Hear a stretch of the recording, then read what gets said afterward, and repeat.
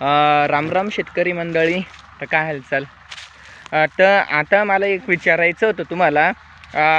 Video आपला skip करून चालल्या जाऊ नका. आता आपण काय केलं आहे माहिती का, ही मध्ये सोयाबीन होती, सोयाबीनला काढून घेतलं आहे.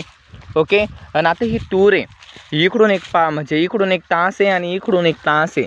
म्हणजे 8व्या ते 9व्या आपण तासावर लावलेलं होतं यावर्षी तूर. आता तुम्हाला दाखवतोय इकडे, हे बघा असं. याच्यामध्ये आपण काही पेरायला पाहिजे का तसंच रिकामं सोडायला पाहिजे आणि फक्त फोकस आपण तुरीवर करायला पाहिजे? नेमकं मला सांगा, तुम्ही सजेशन द्या आपल्या कमेंट बॉक्समध्ये. नेमकं आता मी काय करू? ओके. आता याच्यावर काही फवारणी वगैरे घेऊ म्हणजे औषधाची, का नाही तर मग फक्त याला पाणी देऊ? सध्या थंडी तोपर्यंत सुटत नाही तोपर्यंत फक्त याला पाणी देऊ का? नेमकं मी काय करू? मला तुम्ही ना एकदम असं कमेंट बॉक्समध्ये ॲक्युरेसी ना सांगा. मी कमीत कमी 4 ते 5 एकर असं हे आपलं लावेले पा.